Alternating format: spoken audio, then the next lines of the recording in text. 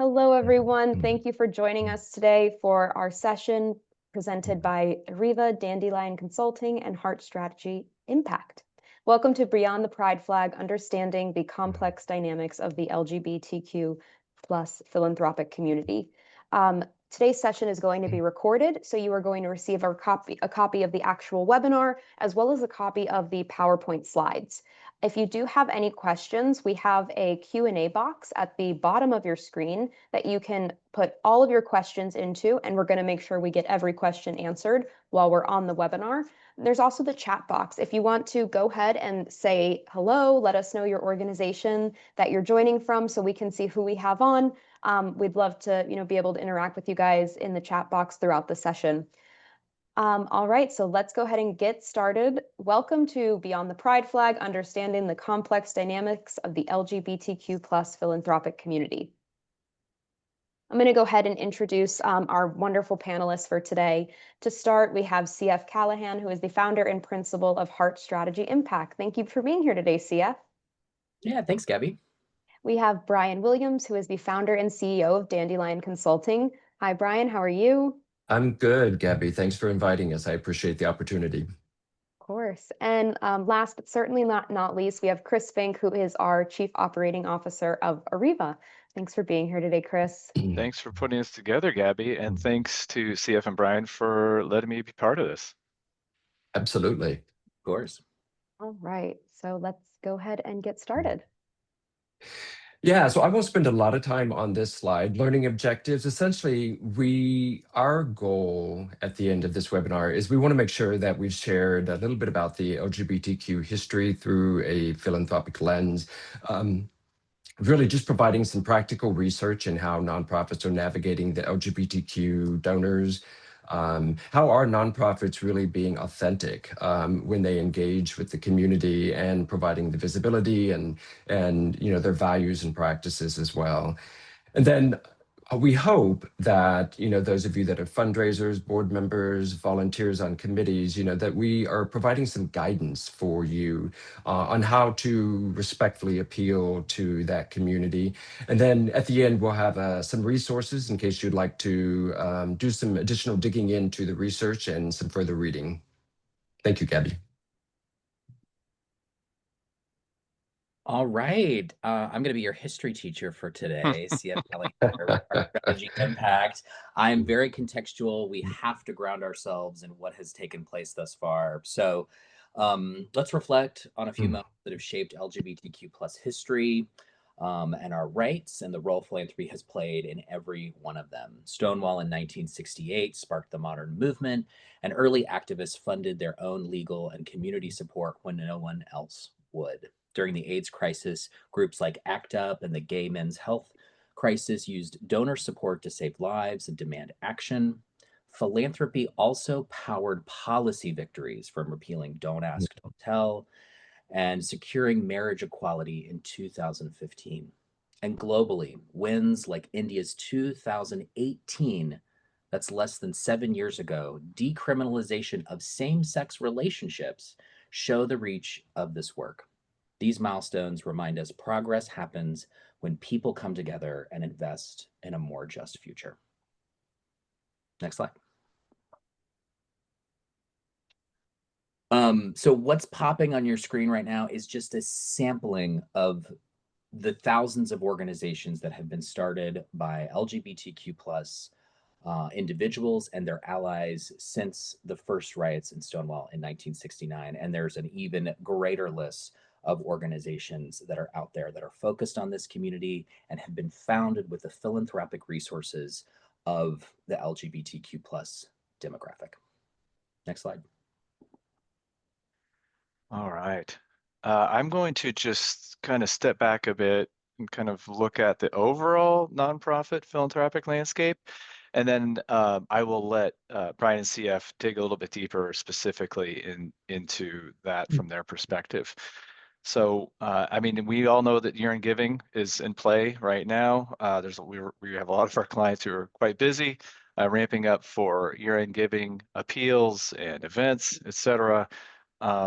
So it's important to begin planning early, obviously, right, with these specific targeted messaging to certain groups that you're going after. That's very important, which we'll talk about a little bit more too in some of these slides, because we all know that like a one size fits all approach does not work in terms of appealing to donors. It's evident most evident with this most recent Giving USA report. And the results from this year's report, and we just see the biggest challenges are they're consistent, right? And we've heard them before, right? It boils down to donor acquisition, engagement, donor retention. So when we look at that landscape of philanthropy, the data tells us really a strong story, and it's an urgent one, right? I mean, nationwide, the average donor retention is 45%, which sounds okay, but really for first-time donors, it's only 19%. And at the same time, 53% of nonprofits say donor acquisition is one of their top 3 challenges. We are seeing an overall increase in total dollars given, but adjusted for inflation, it's actually that's not the case. It's actually showing a slight decline. And there's also just fewer donors that are giving as well. So there's more competition for the dollars that are out there. So it's really, really important to be really thoughtful and smart and intelligent about how you're connecting and connecting with the right people at the right time with the right message when it comes to raising money. And that's exactly what we're going to talk about today. And anyway, we'll get to the next slide here, Gabby. Yeah, thanks, Chris. I'm going to kind of dive a little bit deep into some of the stuff that's been going on, as CF talked a little bit about the history. Unfortunately, some of the challenges that the community has faced 60s and 70s and 80s, we think we've resolved the issue and then it sort of resurfaces again. But you can see here some of the biggest issues that are facing the community still yet today. There's restrictions on gender affirming healthcare.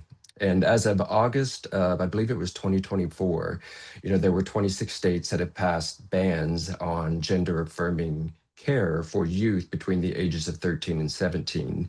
And just under 40% of those trans youth live in those 26 states. I'm not going to go into the deep dive of each one of these, but other issues that we're facing, limitations on legal recognition. We saw, I think it was just this week, the Supreme Court denied a case to be heard to overthrow Obergefell.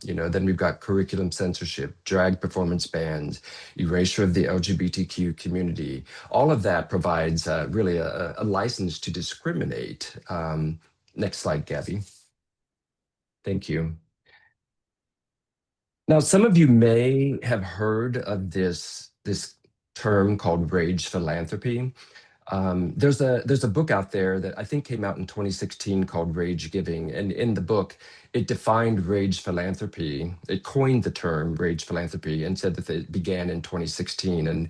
And I actually think if you think back to what CF was talking through, the history of the LGBT community, I think there was a lot of rage back then. And that's how a lot of those nonprofits came up. If you think about the AIDS epidemic, it was the LGBTQ community that started to create these nonprofits to really be able to support those who were suffering and living with AIDS. But bringing it to more modern, you can see here the Bridget Alliance. This is a nonprofit in, I believe it was New York. They are focused on providing funding and logistics for those who are seeking abortions. And as you can see there, when the draft was leaked to Supreme Court, Dobbs' decision was leaked in 2022, their donors base increased. I believe it was twofold. And then when it actually was overturned officially, the number of donors doubled again within 3 days, and gifts were coming in from $5,000 to $50,000. So that's, I guess, in a way, sort of the bright side of rage philanthropy is it can generate and motivate a bunch of donors to give to an organization, to a cause that they're committed with. But CF has another story to tell about rage philanthropy. You're on mute, CF. I'm going to unmute myself and get I thought I'd be smooth, and look at that. Wasn't smooth. Here we go. So I live here in Nashville, Tennessee, and the image that popped up is a reference to an event that happened. So a few years ago, we saw a powerful example of how Rage Philanthropy can work for good. Tennessee passed laws targeting drag performers and artists and the music community, and Nashville is the music capital of America, came together and launched the Love Rising concert. The momentum created a new LGBTQ plus community center here in Nashville because we hadn't had one in years. But by 2024, that organization closed. The reason and the lesson here with Wage Philanthropy, it can spark action, it can get people excited. But the reason we're on this call today is to talk more broadly about the demographics and the groups, the LGBTQ plus demographic, and how to be strategic with that group over time, build systems that keep your giving consistent, because Rage Philanthropy is a big boon, but without the systems, without the strategic direction of who you're going to pursue and how you're going to pursue them, you're going to end up closing and have the same fate as the community center here in Nashville, which is unfortunate. So next slide. Yeah, those are a great point about Rage Philanthropy. We have some clients that acquired a ton of new donors through disaster relief. It almost sounds analogous to what you were just mentioning, and it's an amazing gift to get all these new donors, right? But the retention, I know that our clients in that space struggled with the retention of those donors, and really, keeping that strong individual donor base, which all strong organizations should have, to be secure financially. So it's a great segue into just maybe I'll talk a little bit more about why this strategy is important around your donor base and your prospecting, but also just talk a little bit more about some of the strategies you can take from a high level. Then I'll let Brian and CF just talk a little bit more about the specific space that they're in and how can they connect with those donors as well. But basically, I talk to nonprofit leaders every day, and what I hear is that they're struggling to stand out amongst the noise, and trying to really connect with people and connect people with their mission. And there are things that you can do to change it, and you have to be intentional, you have to be strategic, you have to think about who you're communicating with and trying to connect with them on their level and how they want to be engaged with your organization. These are just a few of some segments, some obvious ones that we have listed here in terms of major donors, recurring donors, first-time donors, lapsed donors. You can slice and dice your constituency in many different ways beyond this, which we'll talk about on the following slides. But these are just some basic ones that you should always be thinking about. And there's many more beyond this too. And if you don't have the ability to segment your constituents in a way that we're showing you here, then that's a real basic problem that you should talk to us, and we'll help you with that. But really, personalization drives it drives a lot of what we're talking about here. Every donor wants to be to feel seen, valued, understood, recognized. Recognition's a big problem that we see in a lot of organizations in terms of timely acknowledgement and consistent follow-up, which we can also talk about too if anyone wants to in the Q&A session. But the organizations that are thriving right now are the ones that speak differently to each group of supporters that they have, because each relationship's unique, right? And for major donors, you have to make it personal, right?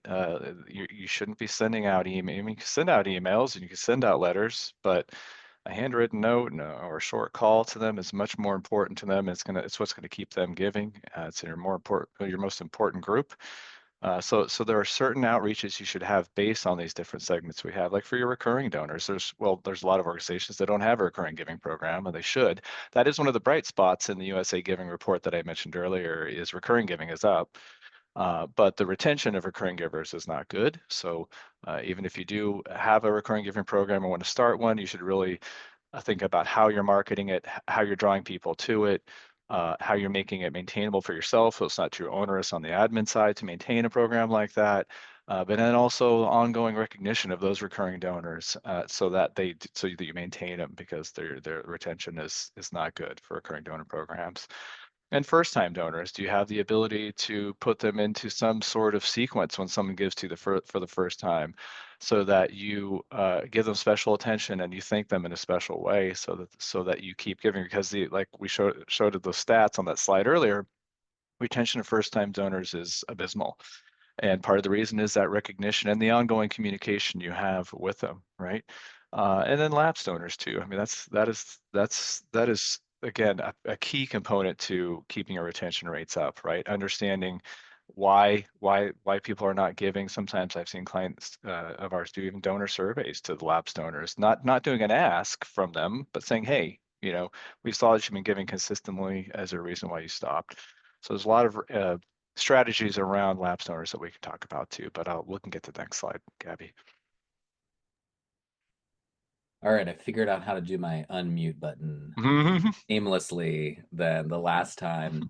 So one of the reasons that Brian and I thought about this topic is obviously we are both part of the LGBTQ plus community, and we recognize not only the history and the current challenges, but the economic possibility within this demographic.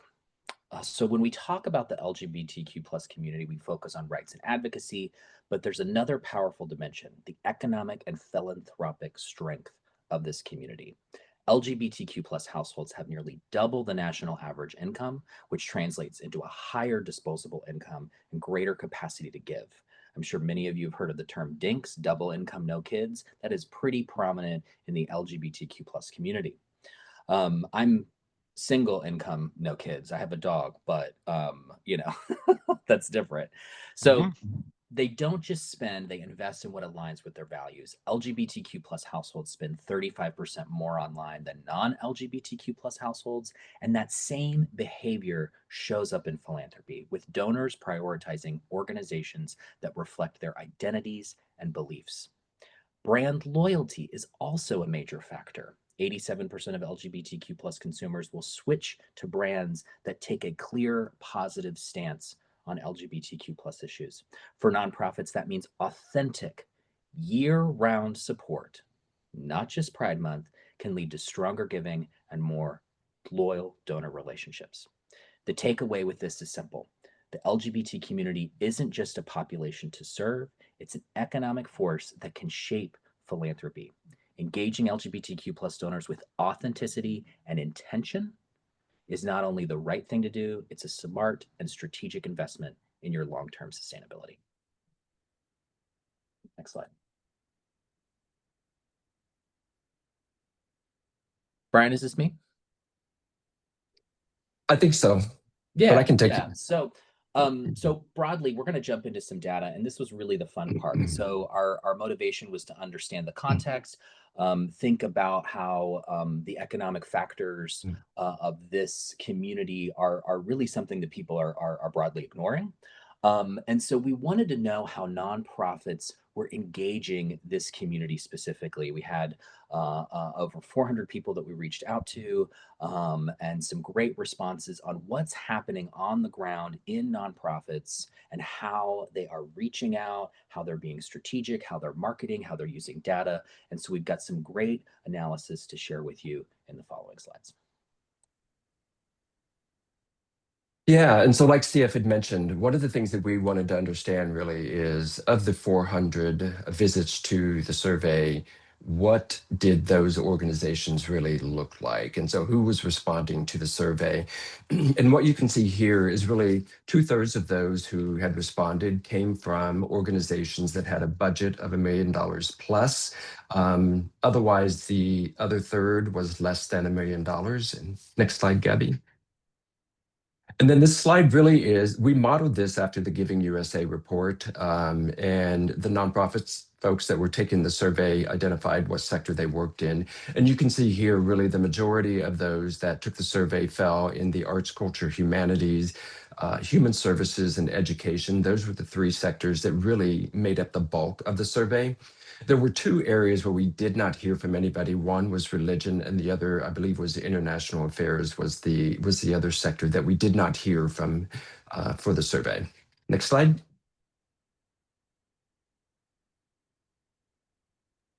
So one of the first questions that we asked was around an organization's commitment to engaging the LGBT community. And this data is composite of all of the different organizations who participated. But what I want to bring out of this data is sort of the distinctions between the ones who have higher revenue versus lower revenue, ones that are have been around a long time versus ones that are newer. And so when we look at the organizational commitment to LGBT philanthropy, one thing becomes clear. It's not about budget size, it's about priorities. Large organizations over 5 million actually showed the lowest commitment at 42%, while smaller organizations range from 50 to 60%. That tells us engagement is driven by intentionality and not financial capacity. It's not, oh, we've got more money, we're going to focus on this demographic. It's about, we're going to do this because we believe it's the right thing to do. Across sectors, we saw strong commitment from education, human services, and health. Not really that surprising. Environmental sector was the highest. That surprised us. And age of organization didn't really matter. No, it did matter. Age of organization also mattered. Newer nonprofits, those 1 to 5 years old, were fully committed to LGBTQ plus philanthropy. But commitment dipped slightly in nonprofits 5 to 10 years old, and then again, those that have been around 10 years or longer. It suggests newer organizations are embedding inclusivity early, while more established organizations may need to think about their focus. Takeaway: commitment exists, but larger and older organizations must ensure LGBTQ plus philanthropy is a long-time priority, not a passing initiative. Next slide. So data collection. We asked nonprofits what LGBTQ plus data they collect and whether they use it. You know, that's one of the broader things we're here talking about, making sure that we're connecting with our donors, reaching out to them. And everyone always says to me, I hate my database. And I'm like, it's probably not the database's fault. It is probably more how you're using it and what you collect. And what you collect, are you even using it? And so I know this can be a tough one for folks to sort of wrap their head around. And obviously we're talking about LGBTQ plus data. So most organizations gather some data, but far fewer put it into meaningful use. The public society benefit, education, health groups lead the way. And this was a surprise to Brian and I. The arts and culture organizations reported the highest rate of no data collection. I've thought about this and I sort of imagine, well, that's probably some of the types of organizations our community has gravitated towards. And so maybe they just didn't think they needed to, or I don't know what the answer is. We didn't go any deeper than that. But older nonprofits are not necessarily better when it comes to the data. Only about a quarter actively use the data that they have. And the key question to ask is, are we collecting the right data? Are we using it to strengthen engagement? The organizations that turn the data into action are obviously going to build the strongest relationships with LGBTQ plus donors. Next slide.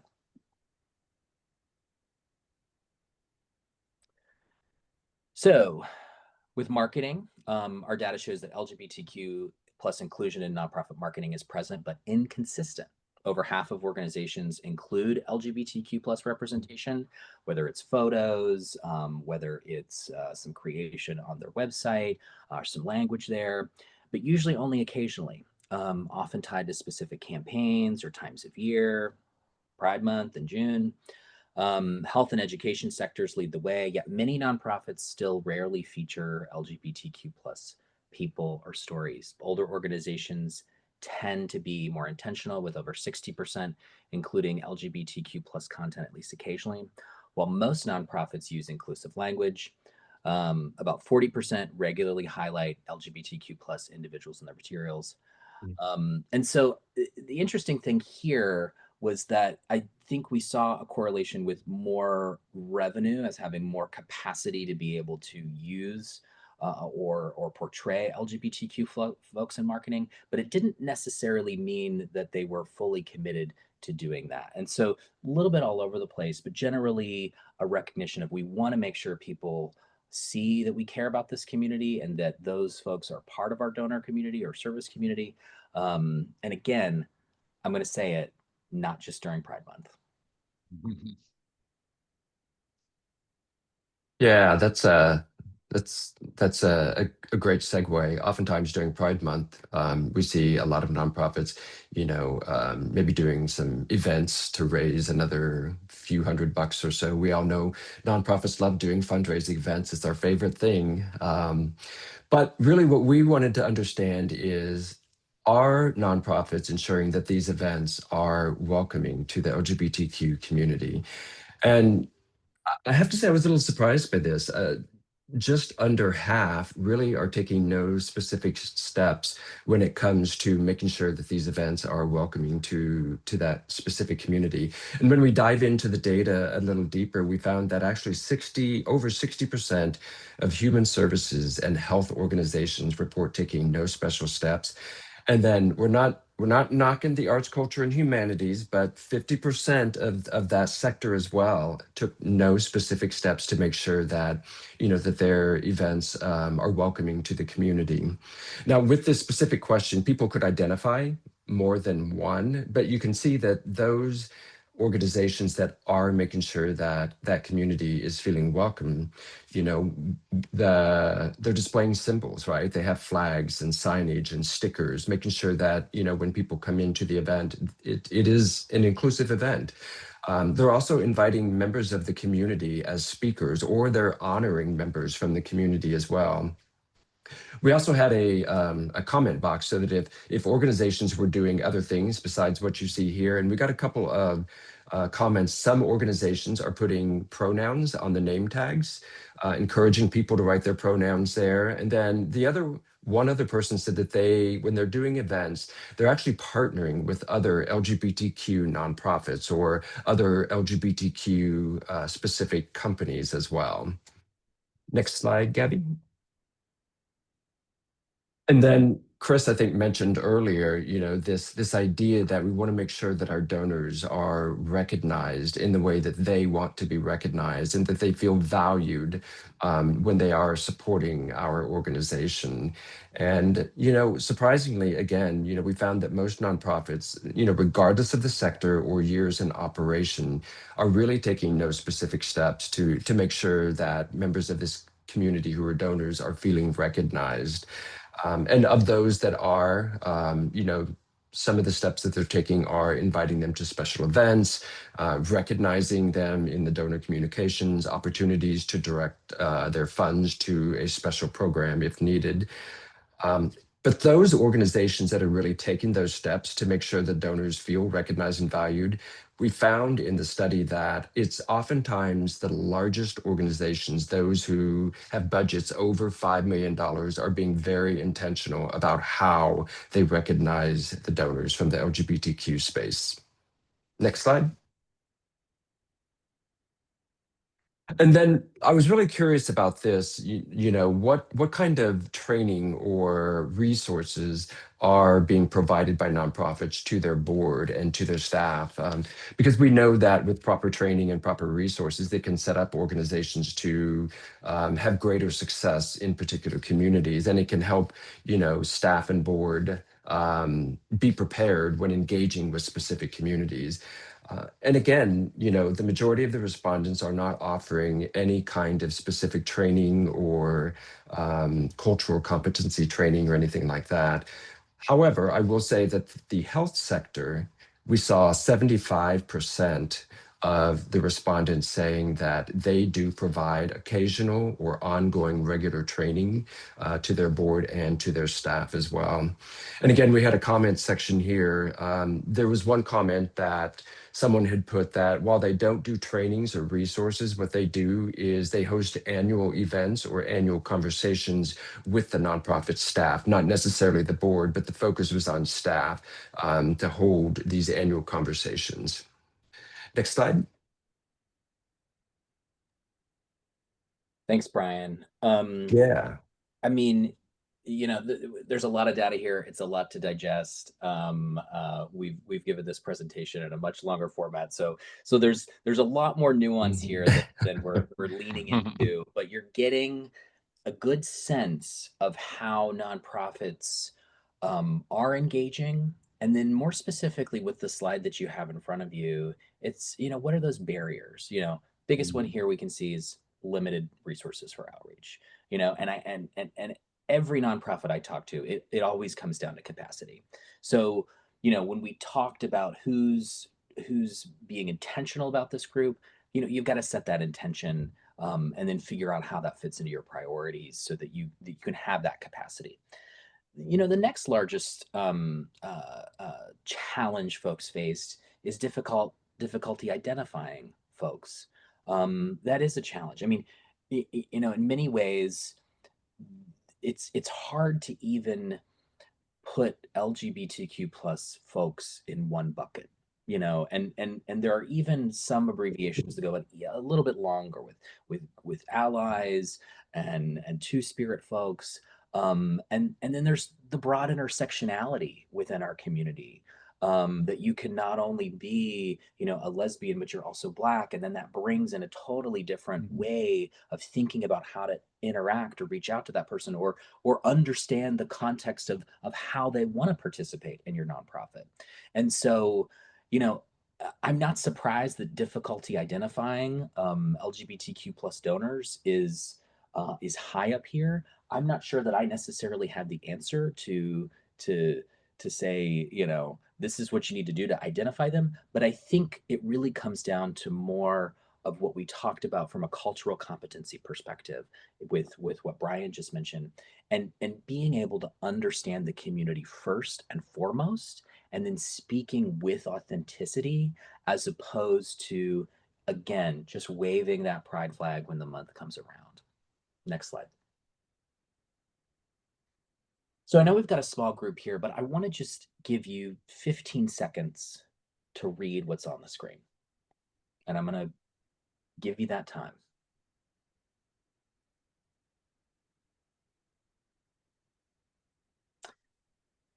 And for folks that maybe want to hear it, I'm going to read the first one. The staff at our organization feels strongly that we need to include the LGBTQ plus community.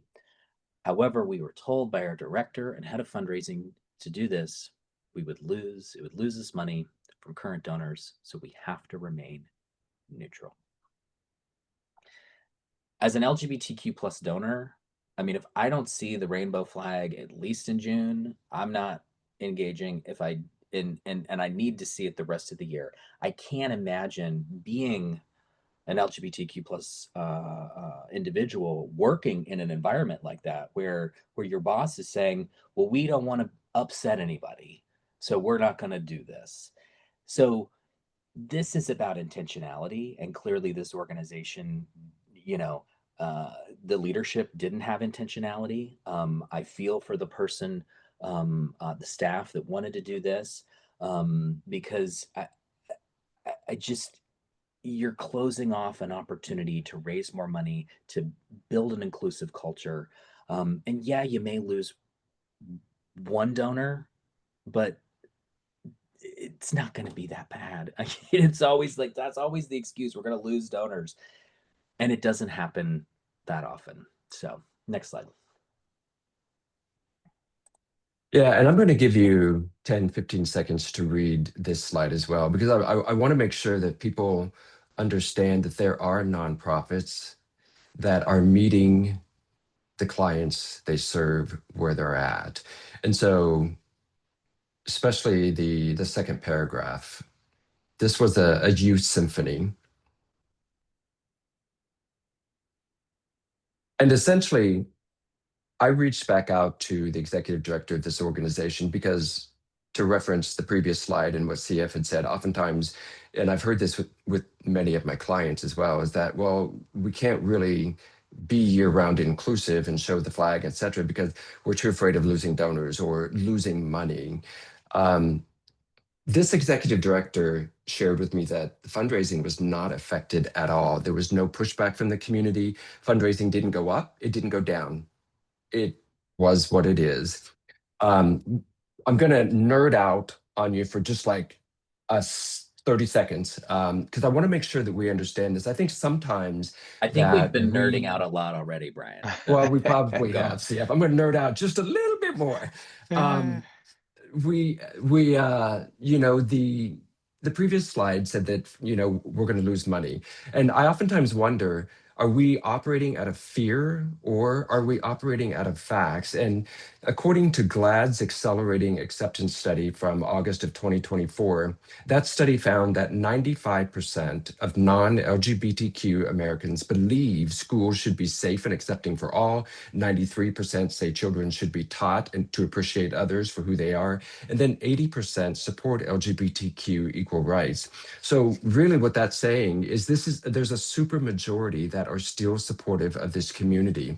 So I go back to, are we really creating these narratives in our head, or are we really operating out of facts? So I just wanted to share that with everyone as well. So next slide. Thanks, Gabby. So you probably joined this to learn, okay, well, how am I gonna engage the LGBTQ plus community? And I mean, I've said it every time I've had a chance to speak. You got to go beyond June. And I want to give you an example. I was going to talk about this a little bit later, but I want to share it right now. I'm familiar with any folks from Memphis or arts organizations on the call. Listen up, because the Brooks Museum of Art in Memphis, Tennessee is doing exactly what I think is really the big takeaway from today's conversation. So they're an art museum. Obviously, arts are a very probably one of the closer sectors to the LGBTQ plus community. But what they did, and they were intentional about this from a strategic planning perspective, is they created different groups. One of those groups was for LGBTQ plus folks. And the intention was to raise the level of consciousness about LGBTQ plus artists in the Memphis area and to engage that demographic as patrons, as donors, and as a community. And they don't just do one thing in June, it is quarterly programming year round. Even their celebration for the event that I attended was in March, not June. And so their design is the intentionality of thinking about, okay, this is a group that we want to engage. There is content from a strategic plan that we have set as an intention. And they don't have just that group. They have other groups, local Memphis group, a Black Memphis group, but something that was intentional about what they wanted to pursue as a mission for their organization. And again, it's not just 1 month of the year. It is around the clock, around the year, bringing in those artists, building fellowship within that community. And that's what LGBTQ plus, that's what all donors want. But if we want to think about how we're going to appeal to different groups with different needs and different desires, you have to have an authentic, clear, non-June centric programming year round. And they're doing a fantastic job. So check them out, check out their programming, check out the other groups, because I think they have really set the bar when it comes to thinking about how do we do this work with authenticity and intentionality. Next slide. Yeah, and I just want to give a shout out to Ariva. I mean, I do appreciate their partnership and bringing us into the fold to be able to share and have this conversation with other arts leaders and organizations who are interested in building an inclusive environment for their organization. So I appreciate you, Chris and Gabby, for inviting us into that. And I want to share just a minute. I really respect Ariva because they have been around for over 30 years. And for me, that tells me that they've been through evolutions of the nonprofits and what they need and now versus 15 years ago. And so, the longevity, they know what we need. And we talked a little bit about retention and correct me if I'm wrong, Chris, but I think like 95%, you have a retention rate of 95%. And I think that speaks very highly about not only the database and the use of it, but I also think it speaks highly about customer service. Sometimes we struggle with customer service, and nonprofits, need to tap into somebody to be able to understand how to do something. So I just wanted to share that with you and Gabby as well. I really appreciate that, Brian. Thank you for the kind words. And I just really appreciate Brian, you and CF's perspective too on engaging with the LGBTQ plus community. And you were geeking out a little earlier. I'll geek out maybe through the technology lens here a little bit, and just try and look at it through that perspective, which is mine, and talk a little bit about how technology can help you. But I do want to say first, your vision, your philanthropic vision and strategy should drive the technology, right? Not the opposite. And I do see organizations coming to us with, a feature list without really understanding truly what maybe fully their fundraising strategy is, and how it should in a very detailed, strategic and tactical way. And I think that's very important to understand what technology is going to help you accomplish what you're trying to accomplish. Now, I do think we have a lot of features and functions and things that will really help organizations, so particularly in the space we're talking about now. In fact, years ago, GLAD came to us, and San Francisco LGBTQ Community Center came to us to help raise money for their capital campaign when they're just getting going, because back then we were one of the only few pieces of fundraising software that allowed organizations. I know this is astonishing. Maybe it's because I'm old, but they couldn't track two people in a household with different last names, and we could, because we saw that as an issue. Because as I think CFU mentioned earlier, there's people are struggling around capturing the data in a way that helps them engage with their constituents based on how they're affiliated with them, and how they want to be affiliated with them. Meaning, you have two people in a house, and maybe they have the same last name, maybe they don't. Can you track their donations as partners or couples? But also, can you track their engagement individually, and understand what individually who they are, and how they're engaged with you?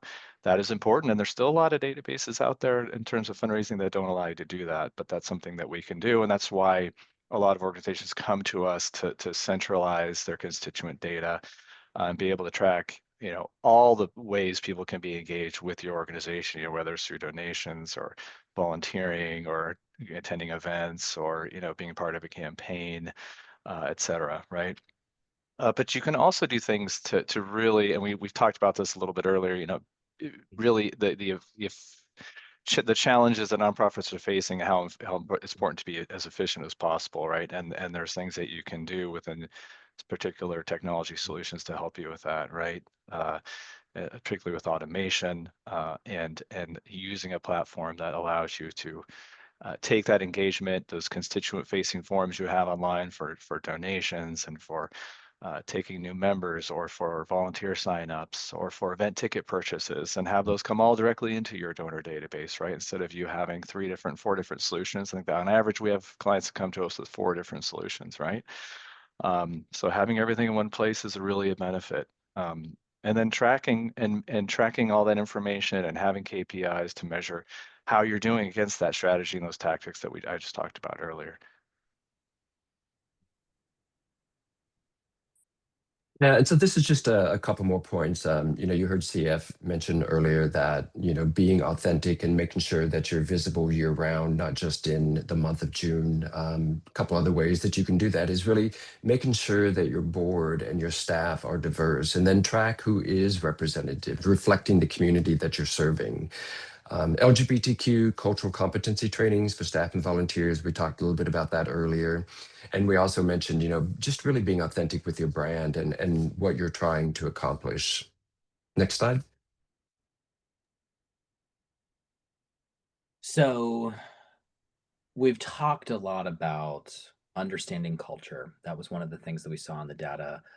It's important to try and whether it's just the LGBTQ plus community or other communities there where you have an intentionality of wanting to engage them, you have to understand where they come from, the struggles, the backgrounds, the philanthropic focus. And so it starts with culture. And you have to make sure that fundraising is core to the organization's identity and that everybody is involved. You've got staff, you've got boards, you've got volunteers. It is not just the director of development's job, it's the receptionist's job, it's the brand new board intern's job. Fundraising has to be distributed across the organization. And I fully lean into the fact that we have to build authentic relationships. It's hard to build an authentic relationship when you don't have the right data in your database, or you can't acknowledge that there are two people with two different last names in the same household.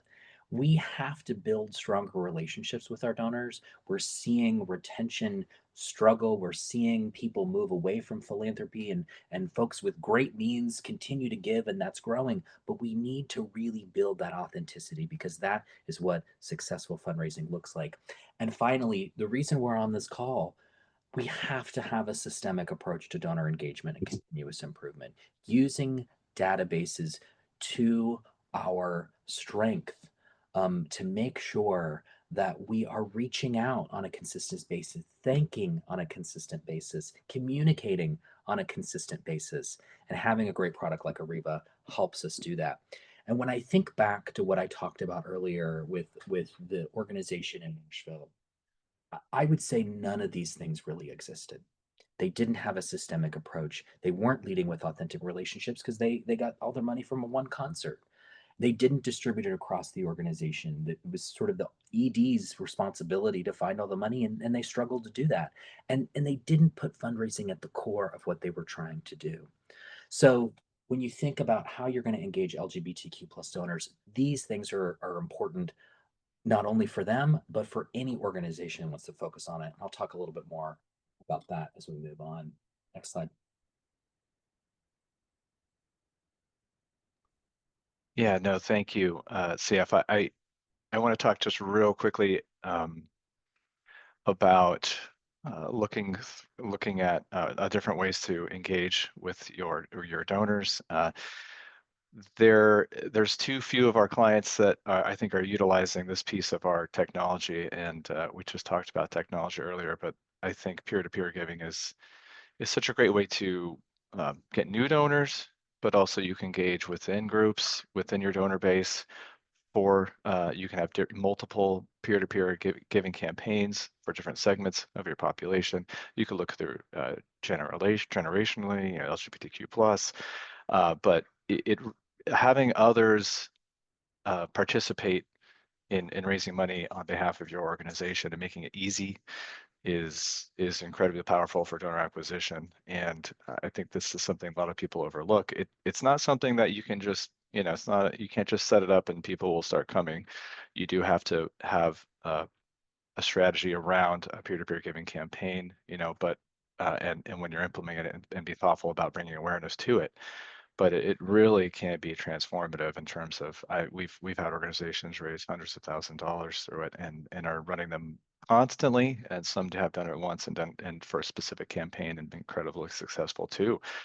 But really, on average, about 20% of donors will refer another donor through a peer-to-peer giving campaign, right? And particularly for those that are using social media, there's that viral effect that you can have through that when they can share their campaigns through that, right?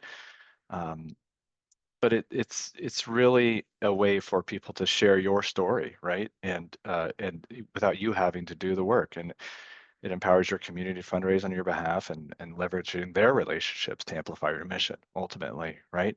But like I say, you do have to be intentional about setting that up, tracking and measuring how you're doing, setting clear and measurable goals, and looking at the data in terms of how you're doing, what messages are resonating in terms of bringing awareness to your campaign.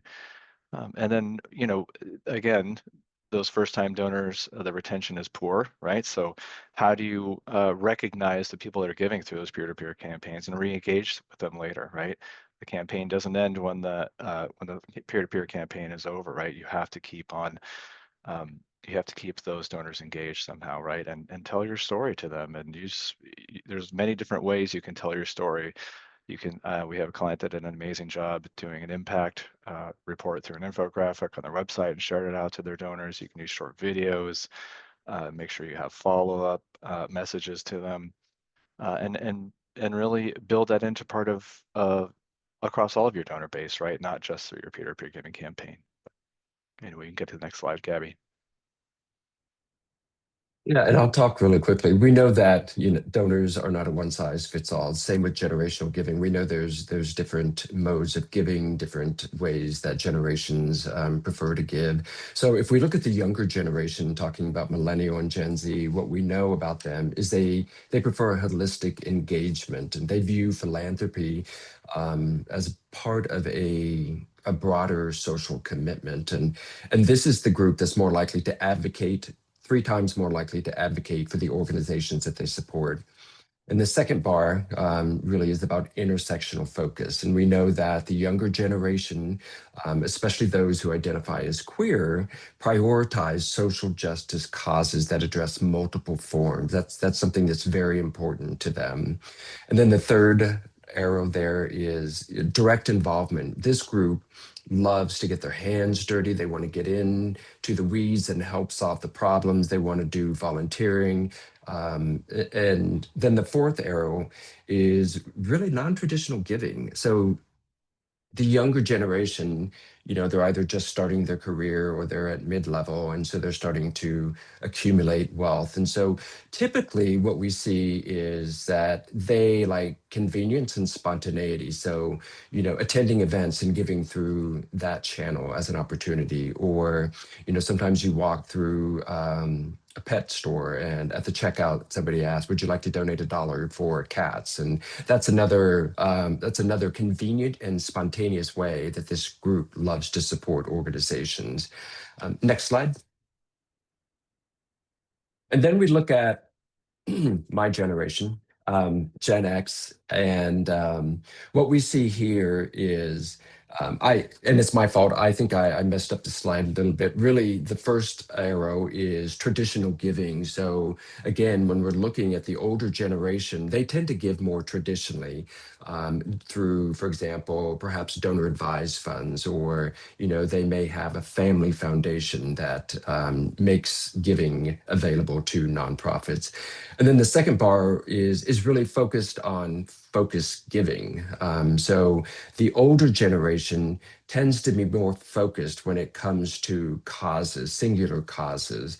And then legacy giving, the third bar. These are the people that you really should be talking to about legacy giving, especially if they've been supporting your organization for a while. This is the group that you want to get in front of and make sure that you have those conversations. What do they want their legacy to be?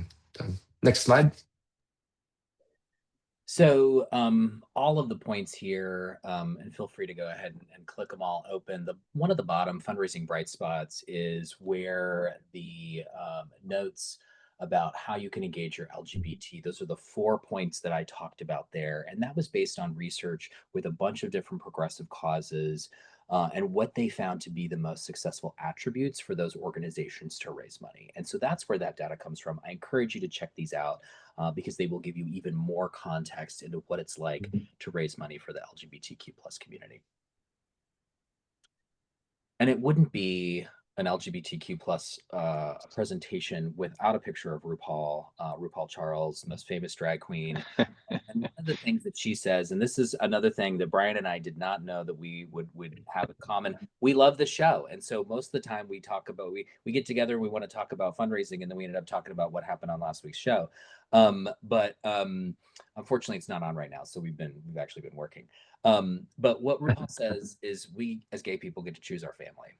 And if your nonprofit is not intentional about wanting to engage the LGBTQ plus community, then we are probably not going to participate. So intentionality, culture, and let's go ahead and go to the next slide. The 3 key insights from today, like I said, it is about culture. It starts with understanding the community. Again, whether it's LGBTQ plus folks or any other community that has a distinct identity, understand who they are, what they want, and how they want to engage. And be authentic and visible every single day. And not just in Pride Month, but every single day. And more paramount to the conversation today, you have to do best practice fundraising. And that comes with being organized, being systematic, and being consistent in the ways that you engage with your donor. So keep all of those things in mind when you want to engage the LGBTQ plus community.